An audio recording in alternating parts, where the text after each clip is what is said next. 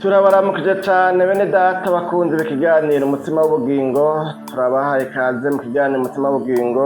Amahoro y'Imana nashishikare kubana namwe mwese, mwagize neza mwebwe mwese mwahisemo gukurikirana ikiganiro umutima w'ubugingo gisanzwe gitambutsa kuri Ntambwe Idahita TV, aho musanzwe mugishikirizwa na jewe Jambo Imana irambona, nkaba ari jewe nsanzwe ndabatunganiza kino kiganiro kandi nkaba ari jewe nsanzwe ndakibashikiriza.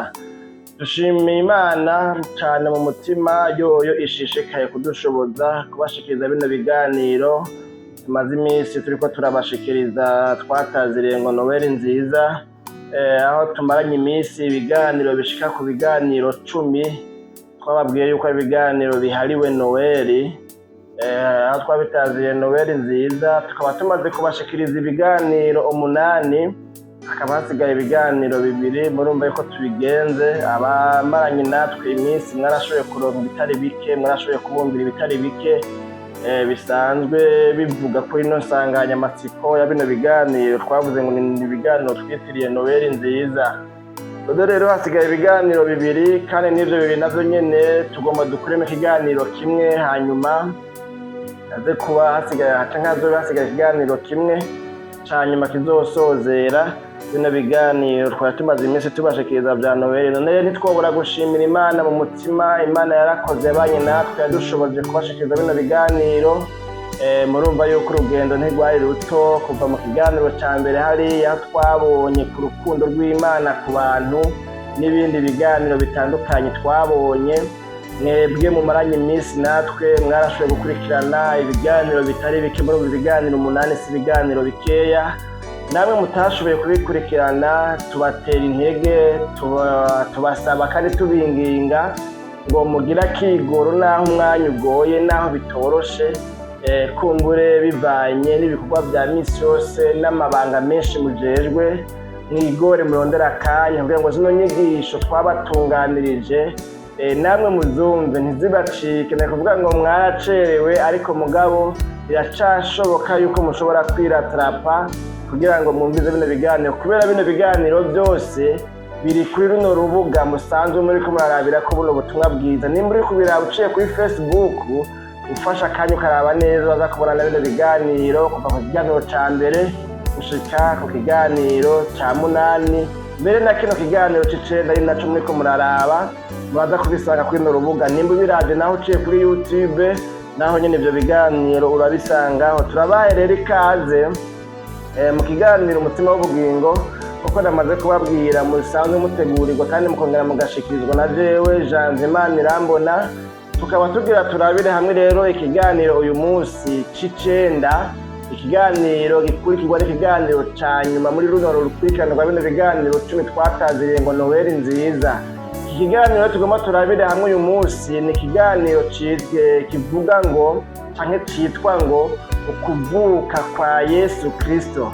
Muri bya biganiro twabonye, mwebwe mwashoboye kubana natwe, nizera ko mwabonye yuko ikiganiro hariya ca 2 cavuga ngo ukuvuka kwa YESU KRISTO mu isezerano rya kera. Ico cya ikiganiro ca 2 catubwira yuko ukuvuka kwa Yesu kwari kwaravuzwe uhereye kera cyane mu isezerano rya kera, muri ya myaka mbere irenga 1000 kuva cagihe Baramu yabivuga. Mbere turaje no mu isezerano rya kera hariya nyene mu gitabo c'Itanguriro dusanga ari amajambo avuga yerekana neza yuko hazoza uruvyaro rw'umugore ruzohonyora ku mutwe, ruzosonyanga inzoka mu gahanga.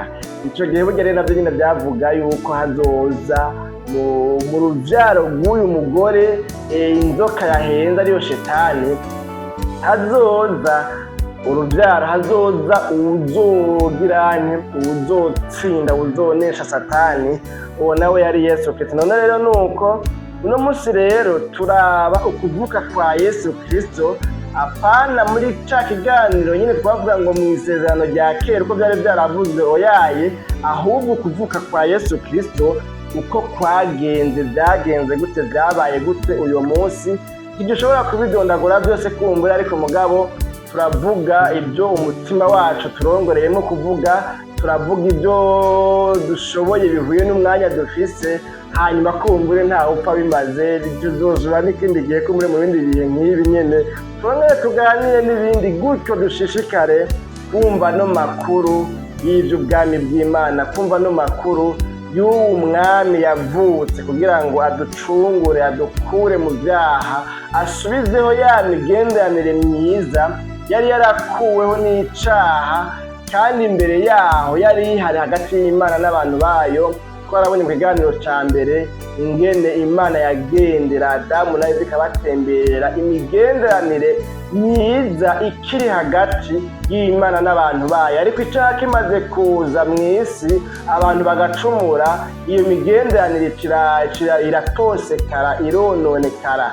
Rero Yesu yaje ngo asubizeho iyo migenderanire mu guhuza abantu n'Imana, abahuje kubw'amaraso yiwe acunguye umwana w'umuntu, ngo umwizera wese rero tete twasi yemeye kumwizera, yemeye kumukurikira, yemeye kumwumvira, yemeye kuba novuga ngo umuyoboke wiwe, ace ahabwa uburenganzira bwo kuba umwana w'Imana, bwo kwitwa umwana w'Imana, hanyuma ngo ntabe agipfa rubi, ariko azohabwe ubugingo budashira. Imana yacu nihimbaza. None rero simave ndabatebera ndabarandirira mu majambo, reka munkundire munyemerere dusenge Imana, twiragize Imana, ducisheho isengesho ritwinjiza neza na neza mu kiganiro umutima w'ubugingo cuno munsi, muri kino gice c'icenda cyangwa se muri kino kiganiro c'icenda ca runo rukurikirane rwa bino biganiro. Hanyuma duce dusoma amajambo tubona mu butumwa bwiza bwa Yesu Kristo uko bwanditswe na Luka mu gice ca kabiri, duce dusoma imirongo 7 ya mbere turaba ingene havuga, hanyuma dusangire rero ku majambo agize ikiganiro cuno munsi. Dusenga Imana. Mwami Yesu, turagushimiye cane, turagukengurukiye, nyaguhora kungo mutugiriye neza, twemereye ko aya masaha dusubira guhura bano bakunzi bazi no nyigisho tumazemo iminsi ziva kuri Noweli nziza. Warakoze, wabanye nacu uhereye mu kiganiro ca mbere gushika muri kino kiganiro c'icenda tugomba dushikirize. Warakoze Imana kuba ndonkeje amajambo nshobora kuvuga muri ibi biganiro byose, kandi warakoze ku bantu bose batandukanye bashoboye gukurikirana bino biganiro, bagahezagirwa, bagafashwa, kagira ijambo ribungura, rifise ahantu ribakura n'ahandi ribashikana heza. Warakoze. None rero tuguhaye kazi, ubane natwe muri kino kiganiro kizokurikirwa n'ikiganiro ca nyuma muri runo rukurikirane. Ibyo ugomba bitube ko Satani atsinze impande zose, abagiye kugikurikirana Mwami Imana ubagendere, ubigishe, ubatahuze, ubumvishe, ntihagire amajambo y'ikimazi yogica bamare yabarengana ngo abace inyuma y'amatwi, kandi nanje ubwanje nshoboze kugira ngo mvuge ibyo wipfuza yuko mbwira bano bantu. Mu izina ryawe gira Kristo tutaze tubyizeye, amen. Dusome rero ya majambo twavuga, avuga ngo ukuvuka kwa Yesu mu butumwa bwiza bwa Yesu Kristo ko bwanditswe na Luka umurongo wa mbere tugeze ku murongo w'indwi, no kuvuga dusoma imirongo 7 ya mbere. Ivuga ngo muri iyo minsi icagezwe kiva kwa Kaisari Augusito canke Auguste mu gifaransa, kumbure ntibagira ngo bitabyoroha, ngo abo mw'isi bose bandikwe. Uko niko kwandikwa kwa mbere kwabayeho Kureniyo akiri cegera ca Kaisari i Siriya. Bose baja kwiyandikisha, umuntu wese aja mu gisagara cabo. Yosefu nawe ava i Galilaya mu gisagara c'i Nazareti, aja i Yudaya mu gisagara ca Dawidi citwa Betelehemu, kuko yakomotse mu nzu ya Dawidi mu muryango wiwe. Aja kwiyandikishanya na Mariya uwo yakoye yarakuriwe, no kuvuga yarafise inda y'imvuka, imbanye y'imvuka, no kuvuga hari mu minsi nyene yegereje kwibaruka Mariya. Bakiriyo igihe ciwe co kuvyara kirashika, avyara umuhungu w'uburiza, amuzingira ko impuzu y'uruyoya, amuryamika mu bwato bw'inka, kuko bari babuze umwanya mu ndaro. Imana yacu nihimbazwe. Bene data bakunzi ba kino kiganiro umutima w'ubugingo cuno munsi, mu biganiro 8 twashoboye kurabira hamwe, twaraciye hirya no hino ku majambo cyangwa se ku makuru akikuje iyi nsanganyamatsiko twatoye ivuga ngo Noheli nziza.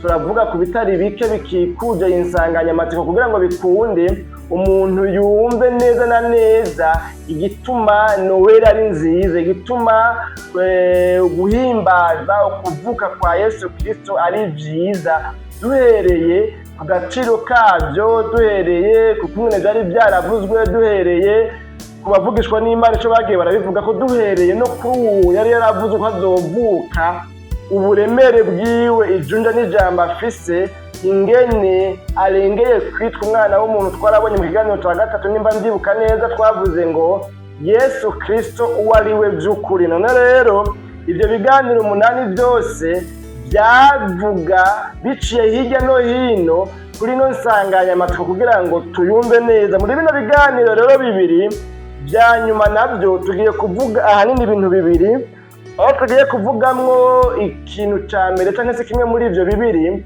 tuvuge ku kuvuka kwa Yesu rero nyezina cyangwa se uwo munsi w'ivuka rya Yesu uko byagenze hariya i Betelehemu aho yavukiye, byari byabaye n'ingene byari byagenze. Murumva ko ano majambo twamaze kuyasoma kandi abivuga neza.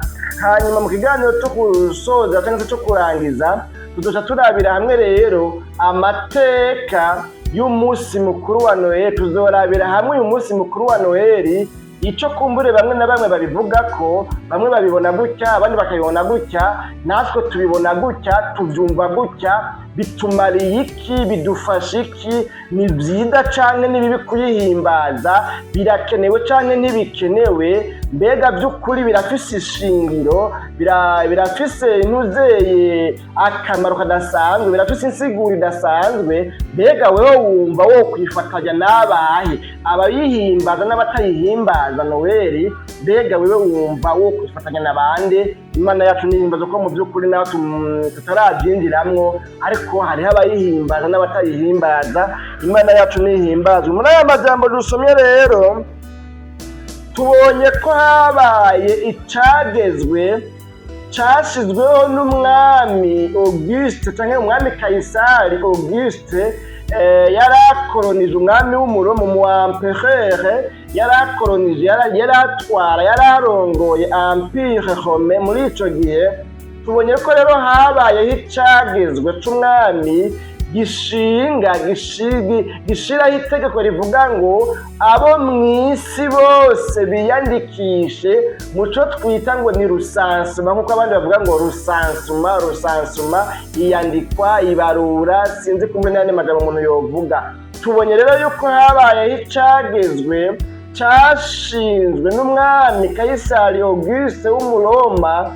Ico gihe ashinga icagezwe avuga ngo abo mw'isi bose biyandikishe muri rusansuma. Tubonye kandi ko iyo rusansuma rero imaze gusamirana, imaze kuvugwa, imaze gushirwaho, hanyuma ikavuga ngo rusansuma izotangura ko muri tariki n'iyi, ngo byaciye bituma Yosefu nawe aca ava i Galilaya mu gisagara citwa Nazareti agenda i Yudaya mu gisagara ca Dawidi ngo citwa Betelehemu. Imana yacu nidutabare. Kubera iki? Yavuye mu gisagara ca Nazareti i Bugalile akagenda mu gisagara citwa Betelehemu ci Yudaya cyangwa se mu Buyahudi cyangwa se i Buyuda. Ni kubera yuko Yosefu nawe ngo yakomotse mu muryango wa Dawidi. Kubera ko ico cagezwe rero cavuga ngo abo mw'isi bose biyandikishe, habeho rusansuma, kandi umuntu wese ntiyandikwe mu kajagari. Nta bintu byo kwandikwa mu kajagari, nta bintu bya desordre, ariko icagezwe cavuga ngo umuntu wese yiyandikishe mu gisagara yavukiyemwo hariya iwabo. Ntiyitwaze ko mbere ngo ambasade, sinzi ko mbere n'ibyo by'ambasade nta n'ibyari bwabeho ico gihe, ngo bavuge ngo muri kino gihugu hariho ngo ubuserukizi ngo bw'igihugu c'iwanyu. Ibyo ntibyari bwabeho mbere, ripfuye kuza nanabishizemo kumbure sinabanje no kubikurikirana, ariko igihe c'abambasaderi, ababuserukizi bw'igihugu mu kindi gihugu, ibyo ntibyari bwabeho. Rero byavugwa ngo abantu bose bagende biyandikishe mu gihugu ciwa, mu gisagara. Umve neza rero, mu gisagara, apana mu gihugu gusa, ariko mu gisagara ciwabo. Imana yacu nihimbazwe. Hanyuma rero twabonye kandi ko Yosefu ngo mu kugenda kwiyandikisha ngo yaciye agenda ngo ajanye na Mariya uwo yakoye, umufasoni wiwe, umufasha wiwe. kandi uyu Mariya ngo yari afise imbanyi ikuze, yarakuriwe. ngo barajana rero muri rusansuma, maze ngo kuko yari yimirije kwibaruka, kuko yarakuriwe, ngo igihe cyo kwibaruka gica kirashika, ariyo bakiri acarajara, acaribaruka. Imana yacu nihimbazwe. nanjye nsoma amakomantere biblika mwamwe ku ma interinete, sanga rero bavuga muti rero kubera Yesu yavutse akavuka muri ibyo bihe bya rusansuma, kumbuye nawe yaciye abarusanse, yaciye abasansumwa nawe mu bandi. Imana yacu nihimbazwe. acabaho nawe ariho azwi aharugwa kumbuye mu gitigiri c'abantu ico gihe. Ibyo ni entre parenthèse na makomantere biblique bivuga. Iki gihe rero Kaisari Auguste, umwami w'umuroma, umwampereri, umwami Segaba, ashiraho kino cagezwe ca rusansuma ngo abo mw'isi bose, ngo abakolonijwe bose n'ingoma y'uburoma ngo biyandikishe muri rusansuma. komantere biblike zimwe zozo zivuga ngo ukurikiranye neza ngo usanga Kaisari ariwe Auguste, umwami w'ico gihe, wewe mu ntumbero yiwe ngo yashizeho ico cagezwe yipfuza ngo kumenya igitigiri c'abantu bose atwara mu bihugu byose byo ku isi bikolonijwe n'uburoma. intumbero yiwe kwari kugira ngo amenye igitigiri c'abantu bose, ngo maze rero iyo rusansuma imuhaye igitigiri c'abantu bahari bose atwara, ngo bice bimufasha ngo gukontorora, kugenzura, kumenya neza no gukurikiranira hafi amakori, amataxi atozwa. murazi ko hari ikori rya Kaisari n'igihe Yesu yari mw'isi yararitanze, baraje kugomba kunka bamutega ngo bamutege barabe yuko hava atanga ikori rya Kaisari. hanyuma rero murazi yuko yaciye none iri faranga, ibi byanditse ko n'ibyanditse ni bya Kaisari. iki kimenyetso kiriko neza cyane ni cya Kaisari. rero ibya Sezari ariwe Kaisari, mu bihe Kaisari, iby'Imana nabyo mu bihe Imana. Imana yacu nihimbazwe. yari yerekanye yuko gutanga ikora atangorane. rero ngo Kaisari rero Auguste w'ico gihe, ico yaratumbere, yaragamije kwari ukugira ngo yikurikiranire neza amakori, amatagisi. Imana yacu nihimbazwe. yari asanzwe atozwa, ariko rero abikora gutyo atazi, ntiyamenya yuko Imana ahubwo uwo munsi cyangwa icyo gihe ibifisemo uruhara. Imana ariyo yabigenye, Imana ariyo yamuteye muri icyo cyiyumviro.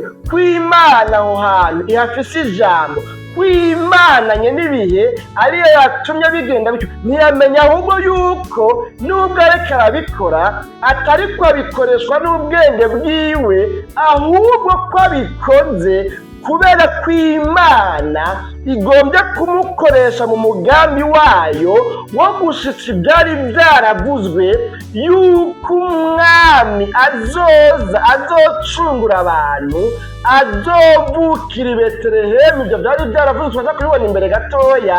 wewe ntiyamenya ko Imana ariyo imugize igikoresho kugira ngo akoreshwe muri icyo cagezwe ca rusansuma ashizeho. iby'ibyagezwe byari byaravuze, ibyo abavugishwa n'Imana bari baravuze ku mucunguzi azovukira i Betelehemu, bice bikunda wewe akoreshwe n'Imana atabizi, Imana yacu nihimbazwe bene data bakunzi ba kino kiganiro umutima w'ubugingo. Imana nyenibihe yubahwe bene data bakunzi ba kino kiganiro umutima w'ubugingo, kuko iyi Mana nasanze ari Imana ibasha guhindukiza ivyiyumviro by'abansi b'umuntu ikabirabisha mu ntumbero y'umugambi w'Imana. Nasanze iyi Mana ari Imana ishobora guhindukiza abari abansi b'umuntu bagafata imigabo n'imigambi yo kumwica, yo kumugirira nabi, bakamugambirira ibibi, bakamwipfuriza inabi, ariko Imana igahindukiza ibyo abansi bari bita ko ari bibi, bari bita ko ari imigambi yo kumucira urwa Pilato, Imana ikabihindukiza ahubwo bikaba ibyo gushitsa amasezerano uwo muntu yagendanye iminsi myinshi, uwo muntu yari agendanye imyaka myinshi, amasezerano yiwe agashitswa n'ikibonekana kumengo ni icagezwe kibi, ni icagezwe cyo kumwimbira icobo, ni inama zo kumuhamba ikuzimu, ariko Imana ikabihindukiza ibyo nyine bikaba ari byo bimushikana mu masezerano Imana yamusezeraniye. Imana yacu nihimbazwe bene data bakunzi ba kino kiganiro umutima w'ubugingo tuno munsi.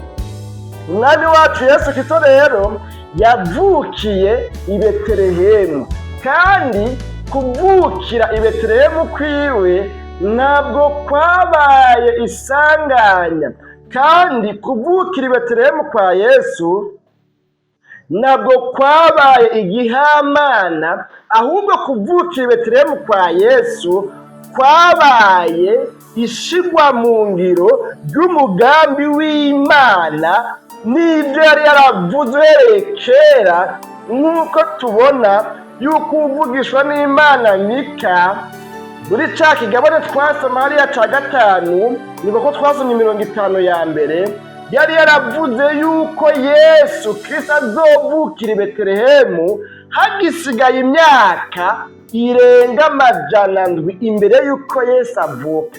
Yesu kuba yavukiye i Betelehemu ntibyabaye nk'isanganya, ntibyabaye ngo ni kubera yuko ngo Kaisari Auguste ariwe yashinze icagezwe, oyaye, byabaye kuko byari mu mugambi w'Imana, byari iby'Imana yavugishije abavugishwa nayo, cyane cyane uvugishwa n'Imana Mika.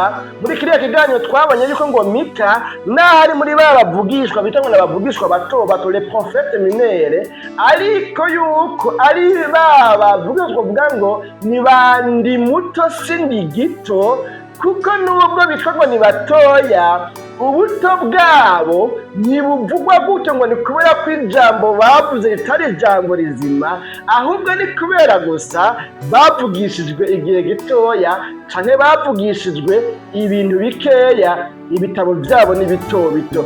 Ndiyo mpamvu babitwa ngo ni abavugishwa bato bato, les prophètes mineurs mu Gifaransa.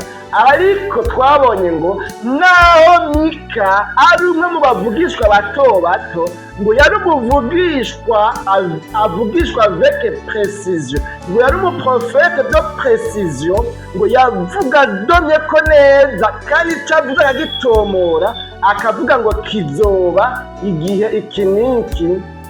Imana yacu nihimbazwe bene data bakunzi ba kino kiganiro umutima w'ubugingo cuno munsi. Uvugishwa n'Imana Mika rero yari yaravugishijwe ngo, ariko wewe Betelehemu Efurata, naho uri nkewa mu bihumbi by'i Buyuda,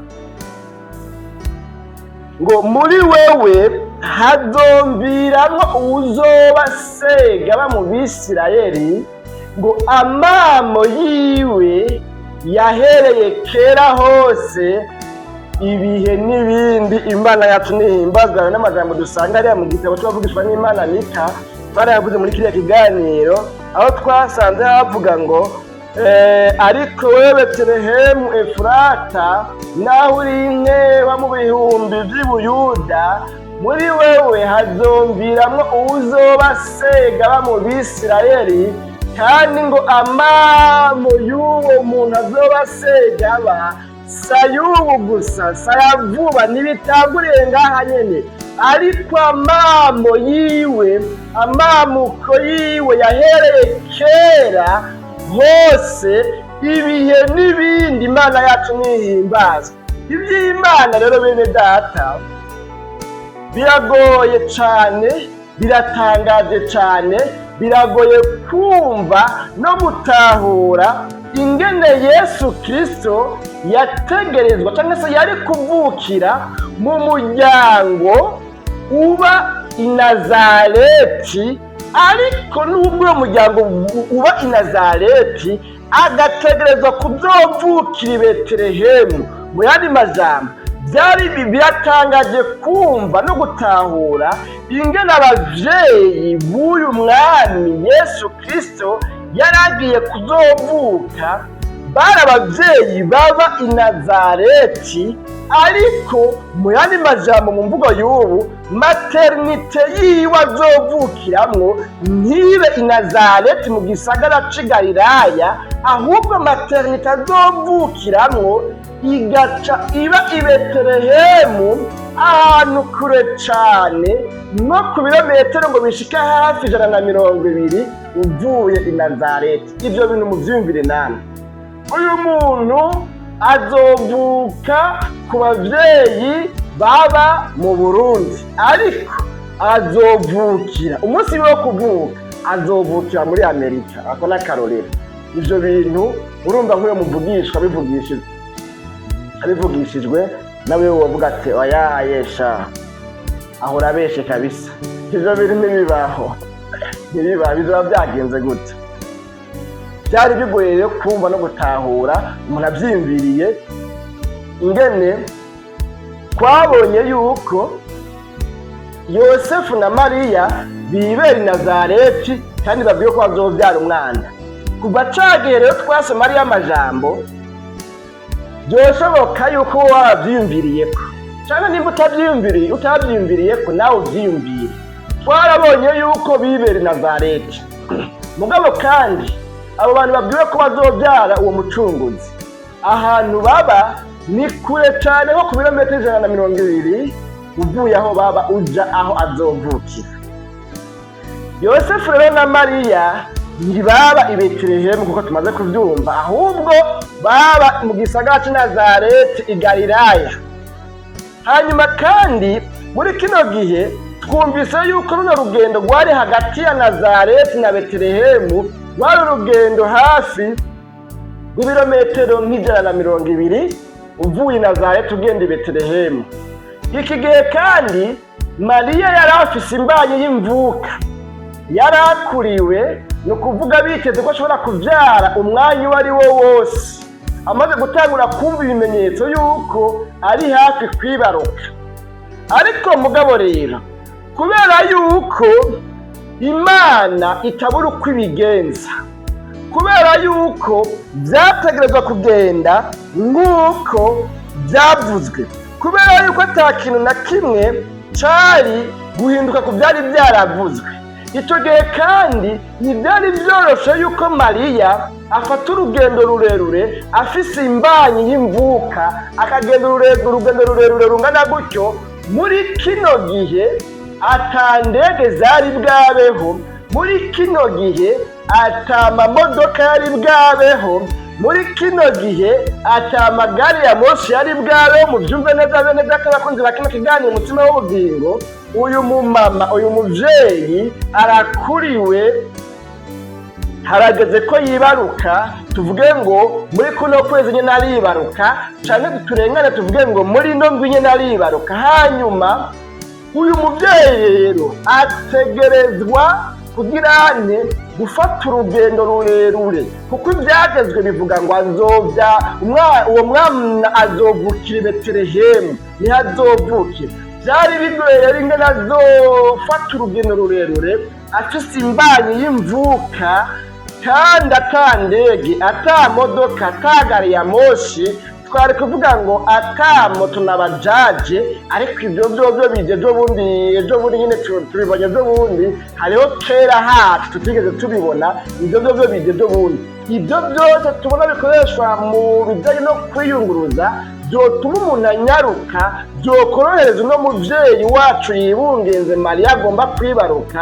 Ibyo byose byari kumworohereza sawasawa, kandi mugabo bikamutwara bikamunyarukana nta byari bihari. Ibi bitwazi n'amafarasi n'ibindi nabyo nyine murumva ko bitari byoroheye kunguruza umuntu ubwo rugendo rurerure rungana gutyo, kandi yibungenza ndakwiye kugenda aracakangurwa. Ibintu nyene nk'ivy'Imana yacu nidutabare. Ariko rero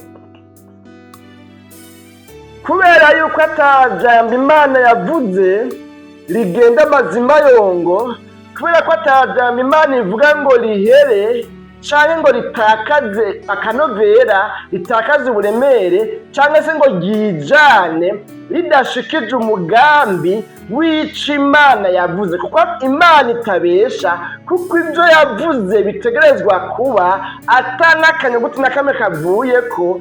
Nubwo ico gihe byari bimeze gutyo, nubwo Mariya akuriwe, nubwo Mariya afise imbanyi y'imvuka, nubwo kandi ibyo bavugishwa n'Imana bari baravugishwa byavuga ngo uwo mukiza azovukira i Betelehemu, nubwo byari bimeze gutyo bikabonekana ko n'ubundi biza gukunda, byabaye ngombwa ko habaho icagezwe c'umwami Sega, umuampereri abakoronije, kivuga ngo umviriza, nta burofa, nta gushina. Icagezwe c'umwami umuampereri ntigihinduka, ntigisubirwamwo, ni tolerance zero. Umuntu wese muri bino bihugu bikoronijwe n'Uburoma, umuntu wese sans exception aucune ategerezwa kuja kwiyandikisha, kubera ko icagezwe cavuga gutyo. Rero byanka byakunda, Mariya na Yosefu bategerezwa kwiyaranja bagashira mu ngiro ico umwami yavuze. Icagezwe c'umwami bategerezwa kwideburuya, wa wundi yavuga ngo article 15 ivuga ngo nzideburuya. Bategerezwa kwideburuya, bategerezwa kumenya ingene babigenza, ariko bakagenda muri rusansuma ntibasibe, kubera yuko amategeko bene data abandi bavuze ngo aremera nk'amabuye, cyangwa mbere ahubwo tuvuge ngo aremera kuruta amabuye, kuko ibuye ryo kuremera ukarinimba hasi, ukarigigura hasi, ukarita hasi, ukavuga ngo sinsubira kukwikorera, urabona kuvaho byakabereye. Ariko amategeko, ibyagezwe, muvuga ngo ndagutaye, oya, ico byavuze nico, urabita hasi navyo bikaguta mu cobo, urabita hasi byagezwe navyo bikaguta muri prison, bikaguta mu mpimba. Imana yacu nidutabare. Bene data bakunzi ba kino kiganiro umutsima w'ubugingo cuno munsi, bene data bakunzi b'ikiganiro umutsima w'ubugingo, turavira n'amajambo dusanga mu by'ukuri iyi Mana umuremyi w'ijuru n'isi ni Imana ikurikirana ijambo ryayo yavuze imyaka ibihumbi n'ibihumbi, naho ryobonekana ryaratevye ntiriherayo. Ijambo Imana yavuze ni Imana rikurikirana imyaka ibihumbi n'ibihumbi, imyaka amajana n'amajana, gushika irishize mu ngiro. Imana yacu nihimbazwe, kubera ijambo Imana umuremyi w'ijuru n'isi yavuze, ico Imana yasezeranye ntigipfa guhinduka hobyo. Nta mwana w'umuntu ashobora kugihindura, nta muntu ashobora kugihita ukibuza ngo gishike, nta muntu n'umwe ashobora kwivuguruza. Ico Imana ivuze, icagezwe ishinze, ico ivuze ngo gitegerezwa kuba, ni ukuvuga byanka byakunda, gitegerezwa gushika, gitegerezwa kuzoshigwa mu ngiro, kuko ari Imana itavuguruzwa, kuko ijambo ryayo ritabora, kuko ijambo ryayo ritibagiranwa, kuko ijambo ryayo ritaba expire. Ijambo ryayo ntiritakaza igihe, ntiritakaza garanti. Date de péremption yaryo itandukanye na date de péremption kumbure y'ibyo tubona mu isi. Imana yacu nihimbazwe. bene data bakunzi ba kino kiganiro umutima w'ubugingo cuno munsi. Bibiliya yamfishe rero irambwira ngo igihe Yesu Kristo yavuka bamujyamitse mu bwato bw'inka kuko bari babuze umwanya mu ndaro, kuko bari babuze ikibanza mu ndaro abandi bararamwo. Imana yacu nidutabare.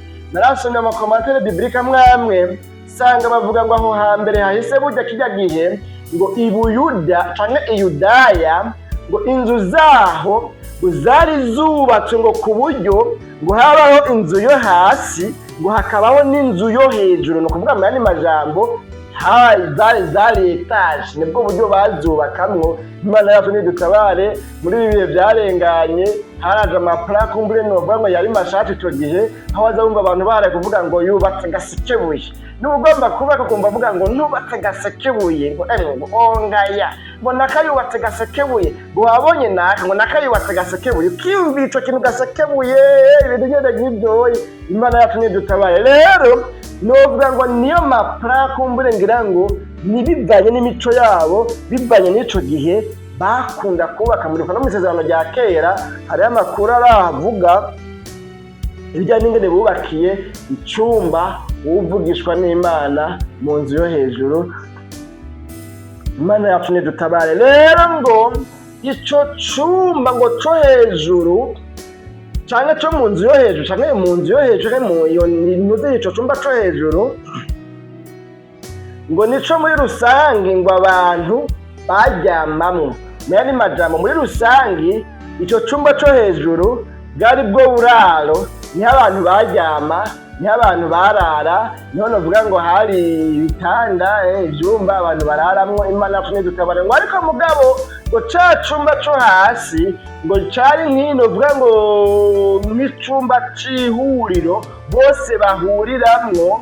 Ukuvuga novuga ngo banateramiramwo, nimba no kota gacanwa bakota gacanwa. Ico gihe nimba baratita nibuka tukiri abana twaratite byose ngo nibitito, bavuga ngo harabaye nibikabe ibintu nyene nk'ibyo kagira ibisokozo. Ico gihe rero kumbure yaba mu mico yabo nabo kumbure baratita canke se barayosokozanya.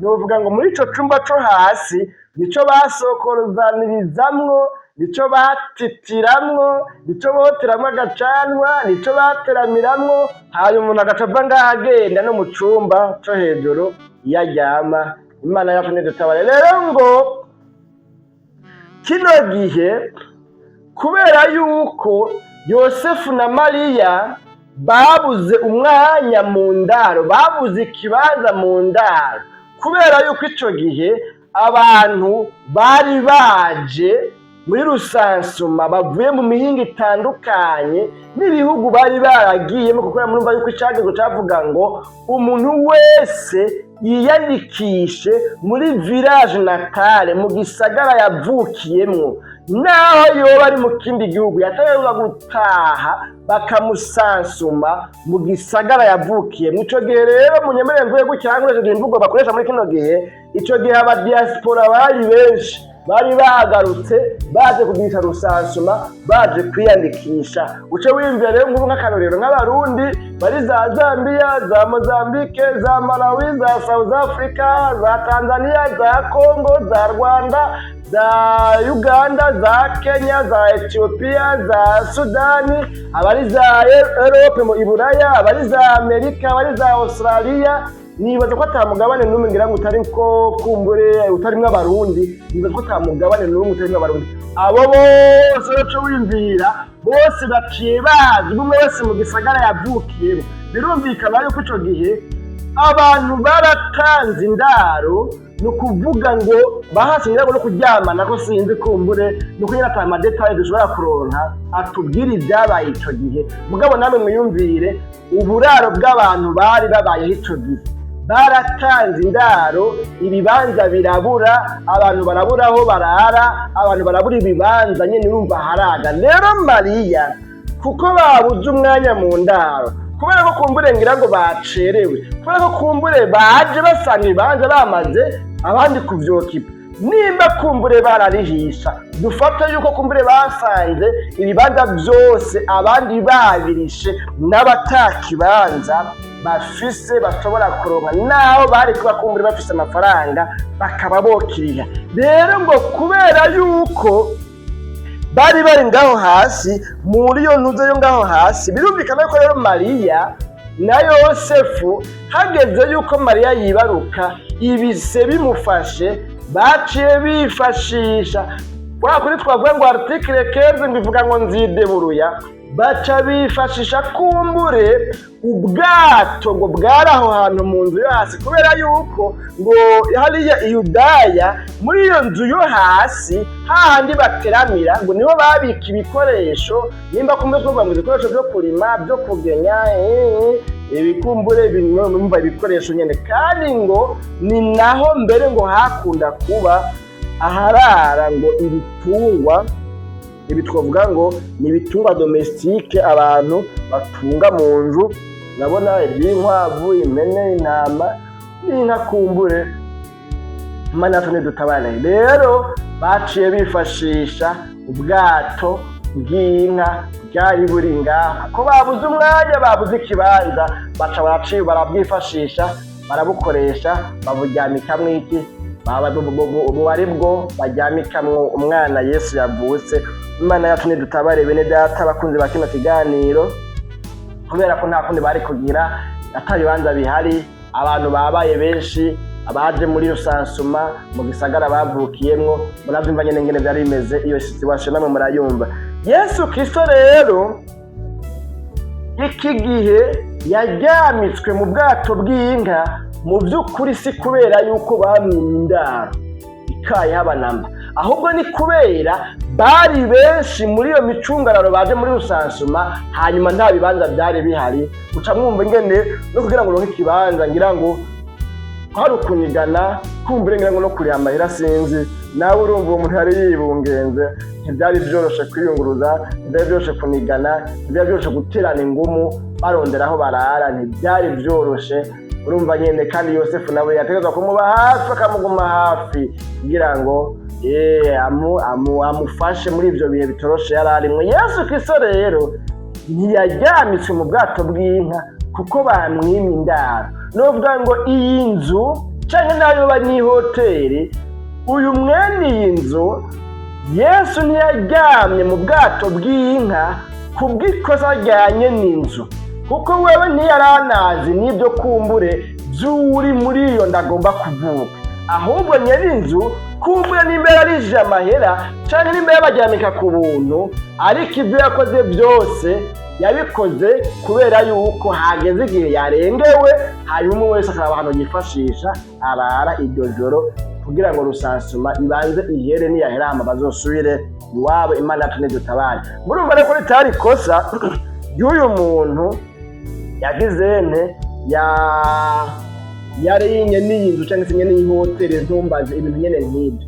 Ariko muri kino gihe umuntu yokwibaza, mbega none abitirirwa izina rya Yesu, abitwa abakizwa, kw'ico gihe data wanje atarinye n'inzu yamwimye aharara n'ibigirankana, mbega twebwe abakizwa, twebwe abakristo, ubwo by'ukuri Yesu arafise ikibanza muri twebwe kugira ngo akibemo? Cette fois-ci ntatugomba mu ikibanza mu mitima kugira ngo akivukiremo cyangwa atuvukiremo, ariko ahanini ashaka ikibanza mu mitima yacu kugira ngo atubemo. Umuntu rero yokwibaza, mbega none ubwo by'ukuri abantu ba kino gihe Yesu arabaronkamo ikibanza, arabaronka mu mitima yabo, araronka ikibanza mu mitima yabo? Imana yacu nidutabare. Aho umuntu wese yokwibaza, mbega jewe ingeso zanje, inyifato zanje, uko nifata, ingene ngende, ingene nkora ibikorwa byanje, ubwo by'ukuri Yesu angaragaramwo, Yesu arambamwo, ubwo by'ukuri Yesu naramuhaye ikibanza? Imana yacu nidutabare. Yesu cagi yari mu isi yigeze kwigisha, ariko arigisha aravuga ngo imbwebwe ziri n'imyobo, hamwe ngo n'ibiguruka mu kirere ngo birafise ivyari bibamwe, ngo ariko umwana w'umuntu ntafise aho arambika umusaya. Imana yacu nidutabare. Yene data bakunzi ba kino kiganiro umutsima w'ubugingo cuno munsi. Ibi rero bisigura ngo Yesu yavuga ko ibikoko bifise aho biba, ibiba mu myobo biba mu myobo, ibiguruka biba mu vyari, ariko ngo umwana w'umuntu, kuvuga umwana w'Imana, Imana idafise aho ikika umusaya, kuko yoyo yategezwa kuba mu mitima y'abantu, kuko imitima y'abantu ari zo nzu novuga ngo yiyubakiye kandi inezerererwa. Imana yacu nidutabare. Bene data bakunzi ba kino kiganiro umutsima w'ubugingo cuno munsi, hari umuririmbyi umwe tubona mu ndirimbo y'amajana 348 niyo nagomba ko dava dusozererako. Iyo ndirimbo niyo nagomba ngo dusome yose mu yumve, niba ko tutaza kwitebako. Ariko muri ibyo yaririmbye avuga ngo mbega hari umwanya woha Yesu. Igitego cya mbere kivuga ngo canke mbere tugomba duhe no kundaza y'amajambo yo muga yanditse mu Cyongereza ivuga ngo have you any room for Jesus? Wowe ufise ikibanza, wowe ufise basi n'imiburi icumba kimwe, hari icumba na kimwe wowe ufitiye Yesu, hari ikibanza na gitoya wowe ufitiye Yesu. Imana yacu nidutabare. Mu gitego cya mbere yavuze ngo hari umwanya woha Yesu yakwikorereye ibyaha, nguyu ariko araramutsa, mbega ntiwomwinjiza. Icya kabiri yavuze ngo mu mutima ufise umwanya w'ibiguhimbara bindi, ariko Yesu yarambye nta mwanya umufitiye. Hari umwanya, mu gitabo cya gatatu naco, hari umwanya w'ibya Yesu wobonana gucurumba, ubu n'igihe gikwiye umwitabe umwinjize. Igitabo cya nyuma cyo cya kane yavuze ngo uhe Yesu umwanya none, igihe ntikikurenge, utarahava uteterwa ngo ahebe kukwinjiza. Imana yacu nidutabare. Umva n'amajambo no muririmbyi yaririmbye avuga ngo mbega hari umwanya woha Yesu. Wumva hari umwanya wowe ufise, ko ufise ibyo ucurumbamwo, ko ufise mu mutima wawe ibyo witayeho gusumba ibindi, ko mu mutima wawe ufise ibyo uha ikibanza ca mbere, ko mu mutima wawe wahajyamitse ibyaha. Kandi uyu mwami nawe akaba ari umwami atabana n'ibyaha, ni Imana yera. Mbere ijambo ry'Imana rivuga ngo nk'uko yabahamagaye ari yera, namwe abariko mubabera. None ko iyi Imana ari yera ikaba ishaka ko yoba muri wewe, ubwo by'ukuri mu mutima wawe wumva ufise ikibanza woyiha, wumva wowe ugisigaranye, ko ikibanza kinini cyatwawe n'imyitwarariko y'ibya buno buzima, ko ibyaha ari byo byokishe mu mutima wawe, ko ata mwanya bibonekana ko wowe w'ibya Yesu wobonana guturumba. Guturumba no kuvuga gusatira, dukoresheje byo gusatira, urondera ubuzima, kwiruka hariya, urondera urushakisha ubuzima, ugira urondera wiruka n'amayisha, niko novuga. Hari umwanya w'ibya Yesu wobonana guturumba. Avuga ngo mugabo ngo ubu n'igihe gikwiye, yewe mwene data ukurikiranye kino kiganiro umutima w'ubugingo, nane majambo tugomba gusozererako. Yesu igihe yaza mw'isi yarabuze indaro, nubwo bigaragara yuko byatewe n'amasirikonsitansi yari ahari, byatewe n'ibihe byari bihari, byatewe n'ingene byari bimaze ico gihe, ariko mugabo muri kino gihe mbega hoba ari ngo yumvikana yoba iriko iratuma udaha Yesu umwanya, hoba hari impamvu yumvikana ufise yoba iriko iratuma udaha ikibanza Yesu. Mbega wowe ufise imbo yumvikana, wowe ufise une raison valable, une raison justificative, wovuga ngo iki nico gituma jewe Yesu ntashobora kumuha indaro, jewe Yesu sinshobora kumwakira, jewe Yesu sinshobora kumugira umwami n'umukiza mu bugingo bwanjye, jewe Yesu sinshobora kumwemera ko aba muri jewe. Wowe ufise impamvu yumvikana, ariko umuririmbyi yavuze ngo ubu n'igihe gikwiye umwitabe umwinjize. ahandi yavuze ngo uhe Yesu umwanya none, igihe ntikikurenge, utarahabwa utetegwa ngo ahebe kukwinjiza. Imana yacu nidutabare bene data bakunzi ba kino kiganiro umutima w'ubugingo kino munsi. Ibyo bihe byabonetse Yesu atakibanza yaronse mu bana b'abantu, ntiyaronse ahavukira, ntiyavukiye heza, ntiyaronse umwanya cyangwa se ikibanza mu ndaro, yavukiye ahantu hagayitse hasuzuguritse, kuko nawe yahisemo kwicisha bugufi ngo yiyegereze n'abacishijwe bugufi n'impahazwa. Twarabonye amajambo muri kiriya kiganiro aho twavuze ingene ico gihe Mika avugishwa n'amajambo, hariho impahazwa, hariho aboro banyarucara batindi bivuga ngo ni banyagupfa. Ico gihe hariho akarenganyo, hariho ngo imiryango y'abakengu yashishikara gutunga byinshi gatunganirwa, umugabo ngo aboro bo bagera igihe ngo kubwa mikoro make bafise no kubera ko ubuzima bwazimbye ngo bava mu bisagara abandi babamwo ngo bagenda kuba mu makaritsiye kumbure yabo mu bisagara by'abakene, novuga ngo bihuye na mikoro make bafise ico gihe, kubera cyari igihe cy'ubusumbasumbane ngo ndenza rugero mu bijyanye n'ingene itunga ry'igihugu ritunganijwe, ingene ubutegetsi butunganijwe, ingene imibereho itunganijwe. ngo ariko imbere y'uko Mika avugishwa ry'amajambo ngo nta busumbasumbane ndenza rugero bwari buhari. muzora abayo majambo muri kiriya kiganiro twavuganye turiko turavuga ku bijyanye n'ingene byari byaravuzwe yuko azovuka kandi akavukira i Betelehemu. Imana yacu nidutabara. none rero mbega waramaze kwakira Yesu? erega ubu butumwa bwa bino biganiro bivuga ngo Noweli nziza bitumbereye ku kwigisha umwami w'abami yavutse kugira ngo agupfira gucungure.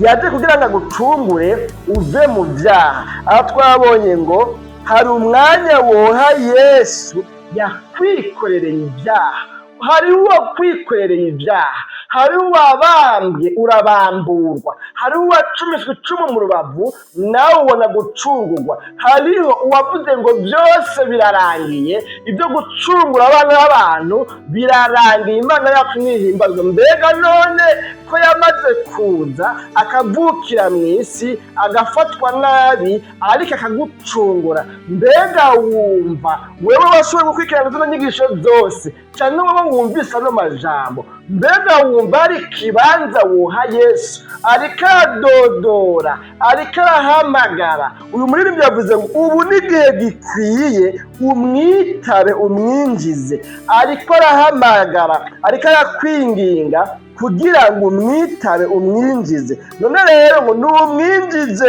igihe kitarakurenga, kubera yavuze ngo ubu n'igihe gikwiye umwitabe umwinjize. Imana yacu nihimbazwe. bene data bakunzi ba kino kiganiro umutima w'ubugingo tuno munsi. none rero nta magwara ahogwa kuvuga menshi siko kuyamara. turabonye rero yuko Yesu yavutse akavukira i Betelehemu nk'uko Mika yarabivuze. turabonye kandi icagezwe cabiprovote kugira ngo bikunde, byanka byakunda Yosefu na Mariya bave aho baba bagenda urugendo rwa baba ibirometero 120 kugira ngo bikunde ijambo Imana yavuze risohore, ijambo Imana yavuze rishike. icyo Imana yavuze ku buzima bwawe nta kintu na kimwe kibasha kugihindukiza, nta kintu na kimwe kibasha kugikuraho, nta kintu na kimwe gishobora kubuza umugambi Imana ifite ku buzima bwawe. ariko mugabo kandi muri kino gihe mbega waramuhaye umwanya mu mutima wawe, waramwakiriye? eraba n'ingoga umwakirire atarahera kukwinginga.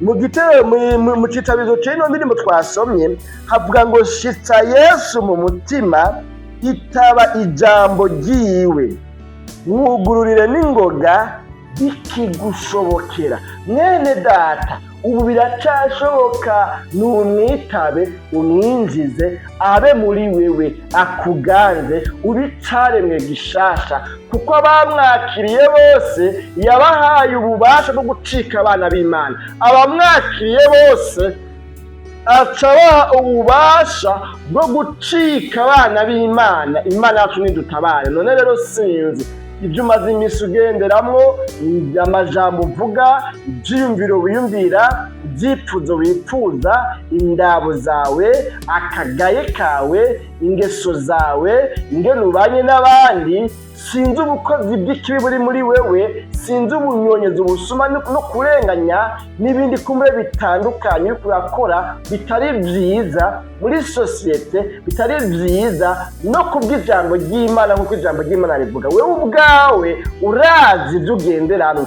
urumva ati ndumva mu mutima ari amina, ndumva yuko ntacotuma ntinya kubwira Yesu ngo ngwino wibere mu mutima wanje. Niwaba wumva hariho imyanda y'ibyaha, hariho ibitameze neza vyotuma utabwira Yesu ngo ngwino ubane nanje, nakwinginga ngo umwakire, umubwire ngo Yesu, nsanze mfise ivyaha, nsanze ari impamvu yotuma utaba mu mutima wanje, nsanze ndi umunyabyaha, nsanze ntarakwizera ngo bitume nanje mba muri ba bantu bavuga ngo ukwizera wese azoronka ubugingo budashira.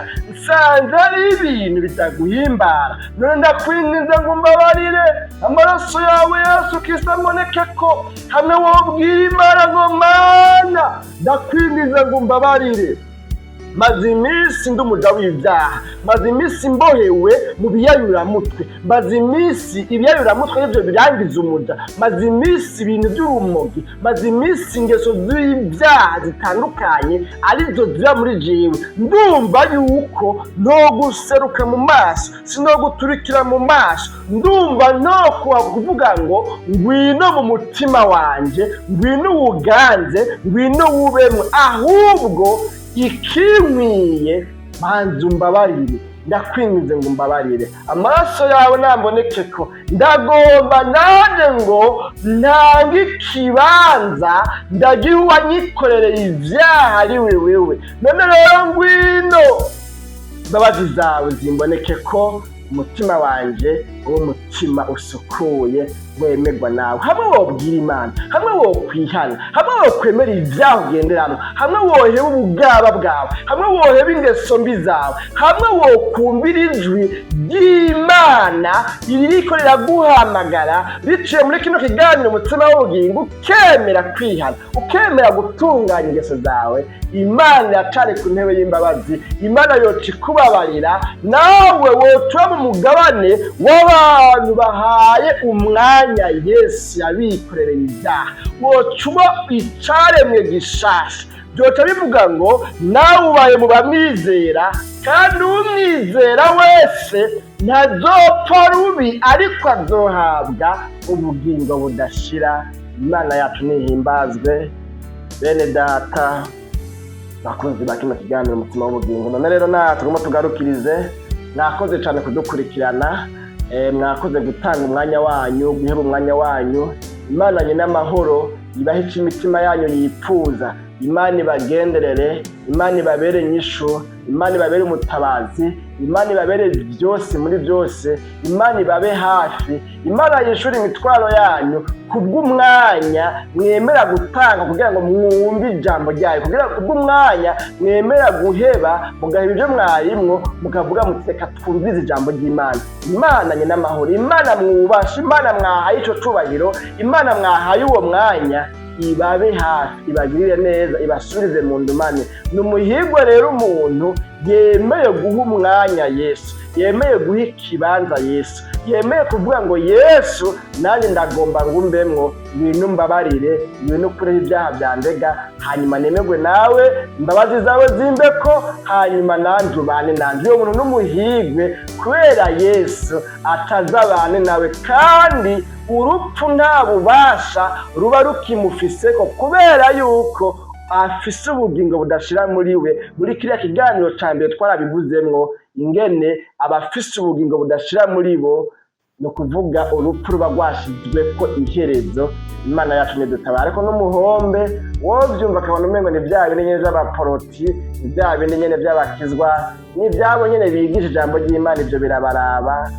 Jewe ubuzima bwanjye nzobubandanya uko numva nshaka, nzubaho uko nshaka, ni liberite, ni umwidegemvyo, n'agateka kanje kubaho nk'uko numva nshaka. Erega Imana yampaye ubwenge ngo ndabukoreshe nk'uko numva nshaka, mbeho uko numva nshaka, ibimpimba biba ari byo nkora. Uyo muntu n'umuhombe, kubera abaye hadafise ikibanza Yesu abamwe muri we, ntababayeho yarababariwe, kandi ntababayeho ari umwe mu bamwizera bemeye kwihana ibyaha ngo bitume baronka ukudapfa rubi, ngo ahubwo baze baronka ubugingo budashira. Uyu muntu ntaba ari muri uwo mugwi, umuntu n'umuhombe. Kandi impera n'imperuka Yesu azogaruka. Yavuze ngo imuhira kwa data hari amazu menshi, iyaba atarahari mba ndabibabwiye. Kuko rero ngiye kubategurira ahanyu ngwahondi abariho namwe muzoba. Imana yacu nidutabara, azogaruka gutora abamwizeye bemeye ingabire y'ubugingo yabahaye budashira muri bo, hanyuma babane. Uzoba ari mubabaro udasanzwe ku bantu rero batazoba bari muri uyo mugwi w'abantu bamwakiriye bamugire umwami n'umukiza mu bugingo bwabo. Dusenga Imana rero. Imana ndazi neza ntakekeranya yifuza kuba mu bantu bayiha ikibanza mu mutima.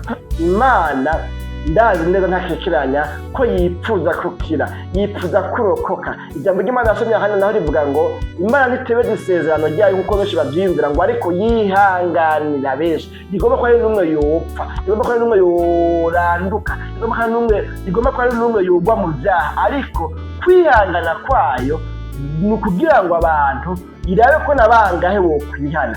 Kuba Imana ikikwihanganiye ukaba utaragwa mu byango upfireyo abandi barapfiriyeyo, ni uko Imana igomba kutobipfiramwo.